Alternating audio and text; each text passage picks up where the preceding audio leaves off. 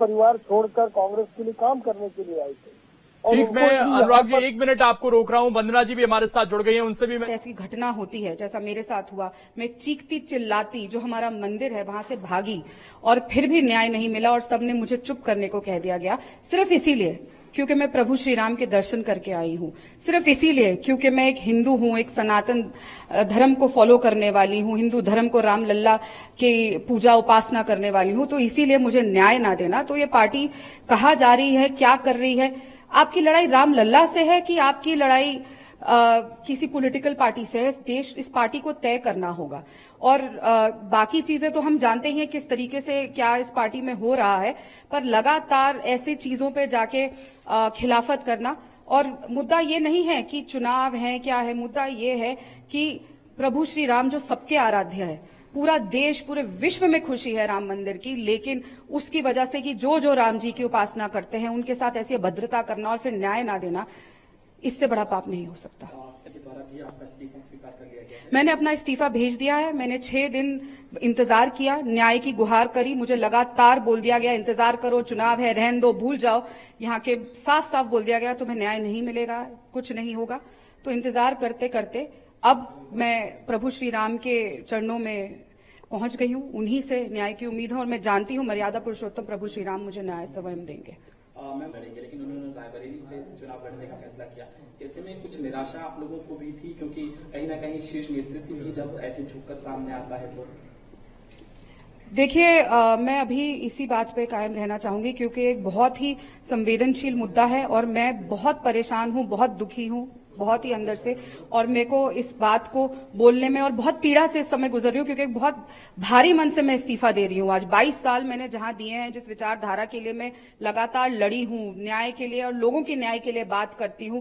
हमारी पार्टी बात करती है महिला न्याय के लिए, किसान न्याय के लिए, युवा न्याय के लिए, श्रमिक न्याय के लिए, और जब खुद के घर में अन्याय होता है और उस पर चुप्पी साध लेते, क्योंकि सिर्फ इसीलिए क्योंकि हम राम जी के दर्शन करके आए और न्याय देने से हमें इनकार कर दिया जाता है, तो इस समय ये बहुत ही गहरी चिंतन की बात है। बाकी वो किधर से चुनाव लड़े वो उनकी खुद की मर्जी है, लेकिन मैं अभी और कुछ कहने की स्थिति में नहीं हूं। वंदना जी हमारे साथ जुड़ी हुई है, कांग्रेस की प्रवक्ता हैं। वंदना जी, 22 साल किसी पार्टी को दिए लेकिन न्याय नहीं मिला, गंभीर आरोप है यहाँ पर राधिका खेड़ा के। देखिए, मेरे को ऐसा लगता है कि ये जो बात है, इस बात की रुख को कहीं और मोड़ा जा रहा है। और यही बात राम लल्ला के दर्शन करके आने के बाद की वही यदि बात कर रही है खेड़ा जी, तो राम लल्ला के दर्शन तो हम भी करके आए भाई, हम भी हिंदू हैं, लेकिन हमारे साथ कांग्रेस पार्टी ऐसा नहीं करती है। मेरे को लगता है कि ये बात की जो बात कुछ और थी, लेकिन और कहीं ले जा करके इस बात को और आगे बढ़ाने की कोशिश कर रही है। मेरे को ऐसा नहीं लगता कि कांग्रेस पार्टी में हमेशा से महिलाओं को सम्मान दिया है, इसमें कोई शक नहीं है। और तो 6 दिन तक ये इस मामले का पटाक्षेप कांग्रेस पार्टी अगर नहीं कर पाई और उन्हें पार्टी छोड़ना पड़ा, वो ये कह रही है कि इलेक्शन है, अगर इलेक्शन जरूरी है या किसी महिला के साथ अगर कुछ चीज गलत हो रही है उसका संज्ञान लेना जरूरी है आप लोगों के लिए? देखिए, इस बारे में यहाँ से भी यहाँ दीपक बैद जी जो अपना छत्तीसगढ़ के अध्यक्ष हैं, उन्होंने सारा चीज की जांच करके दिल्ली भेज दिए हैं और इस चीज पर बात हो रही है।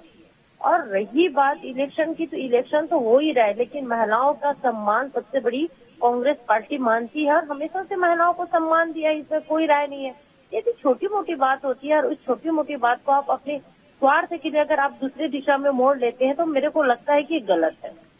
अनुराग जी, वो दूसरी दिशा की ओर कह रही हैं कि इस मामले को मोड़ा जा रहा है, तो क्या वो दिशा भाजपा की तरफ जा रही है? क्योंकि ज्यादातर कांग्रेसी यही आरोप लगाते हुए आए हैं और एक महिला का सम्मान होना नहीं होना, इसका प्रभु श्री राम के मंदिर में जाकर दर्शन करने से क्या कोई लिंक हो सकता है आपकी नजर में?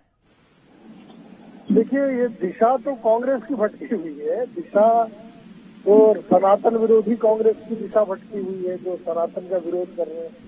और मेरे ख्याल से वंदना जी को तो एक महिला की पीड़ा समझना चाहिए। देखिए, उनको यहाँ पर बंद कर दिया कांग्रेस के लोगों ने कमरे में, तो ये देखिए अनुराग जी दूसरी बात ये झूठ मत बोलिए। अनुराग जी, आप इस तरह से मीडिया में झूठ नहीं बोल सकते हैं, आप झूठ नहीं बोल सकते हैं। ये राधिका खेड़ा जी बोल रही, मैं नहीं बोल रहा हूँ। वंदना जी आप फिर सुन नहीं, लीजिए। आप देखिए, अब दूसरी बात ये है, नहीं, दूसरी आप बात ये है बोल रहे हैं, कि आप कांग्रेस बोल रहे हैं। में इस तरह से आप भ्रम मत अब फैलाइए न्याय भाई। की उम्मीद नहीं आप है। लोग, जिन्होंने भगवान राम के, अरे आप लोग कौन सी नारी न्याय की बात करते हैं रामलला भाई? के मणिपुर में कौन सी नारी दर्शन को न्याय करने मिल के गया? नेते को आप पहलवान ठुकरा बेटी को दिया। कौन सा आप लोग न्याय दिला दिए? अरे महिलाओं की बात करते हैं, आप इन्होंने लोग कौन जो से मुंह ठुकरा से महिलाओं दिया, की बात करते हैं भाई? ये- छत्तीसगढ़ में ये- झले हमारी ये कांड हमारे- हुई, अभी वहाँ पर तो नारायण आप में बता देखना दीजिए 8 वंदना जी, फिर क्यों गई वो पार्टी छोड़कर? आप दिशा बता दीजिए, कौन सी दिशा थी फिर वो?